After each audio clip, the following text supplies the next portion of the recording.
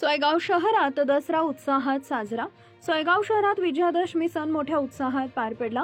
यावेळी वारकरी संप्रदायाची दिंडी टाळ मृदंगाच्या गजरात काढण्यात आली। हरिनाम संकीर्तनानं शहर भक्तिमय झाले। नागरिकांनी उत्साहात सहभाग नोंदवत सण साजरा केला। यावेळी पत्रकार राजू दुतोंडे, विजय काळे यांनी स्वागत केले। DSP news live Sillod Soygaon प्रतिनिधी विजय काळे।